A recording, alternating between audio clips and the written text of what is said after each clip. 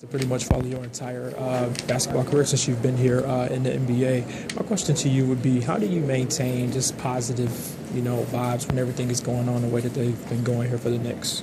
I'm still a young player in the league, so being able to go out there and play 30 minutes, 40 minutes a night, and just gain that experience is good for me right now.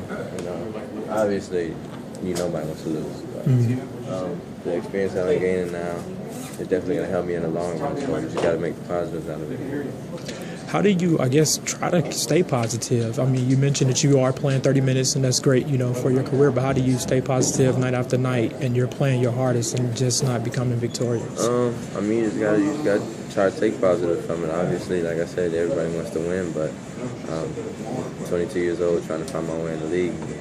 Being on this team has definitely presented me with the opportunity to go out there and show what I got, and just learn the road to the NBA. So grateful for the opportunity, and just got to keep taking positives from it and keep building. What are some of the things you've learned so far from this season as the season is coming to an end in a few weeks? What are some of the things you can take away from this season? I learned a lot of things. I think last year I was a lot more passive than I've been this year. I'm just learning the speed of the game, what reads to make.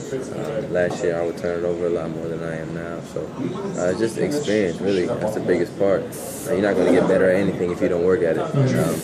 In Dallas, I play about 10 minutes a game. So being able to play 25, 30 minutes is just helping, and the experience is making me better. Do you feel as though you're progressing, your game is progressing? Sometimes it doesn't really show in the box score, but how would you kind of justify that, I guess, would be the question. I think I'm getting better every single night. I'm just becoming more aggressive. Every night it's not going to show in the box score, whether it's you have a bad shooting night or your team has a bad shooting night, but you just got to go out there and play hard every single night. And I think I've definitely taken a step from last year to this year, and that's the big thing. You just got to keep progressing, and I think as long as I keep doing that, I'll be fine. How do you personally deal with a lot of the criticism? Of course, it comes with the game, but you guys have pretty much been the center of attention, and not in a positive way. That's just comes with dealing with New York people, New York fans, New York media. You're in the biggest basketball market, so a lot of the attention is focused on you.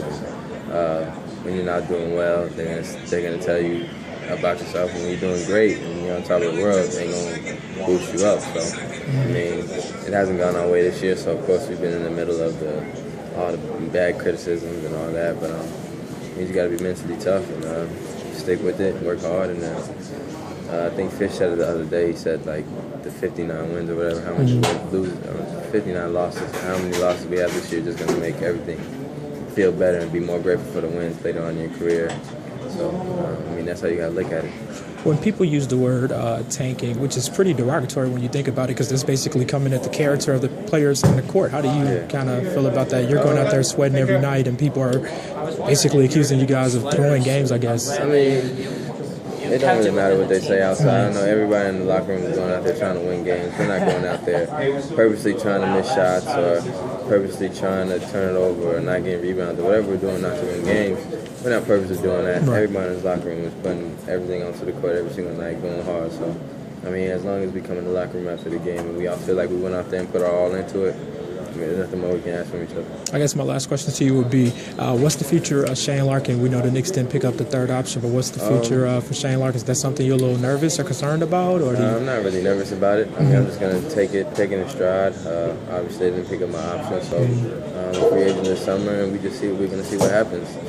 Coming back to New York's a possibility, seeing what other teams think is an opportunity. So I'm just blessed with the opportunity that New York presented to me to go out there and show New York and the rest of the league what kind of skills I have, and we'll just see what happens in the summer. Are you planning on playing in the summer league this summer? No, okay. You won't be playing in the summer league because they do say you play for 29 other teams every time you're on the court. So but, probably won't be in summer.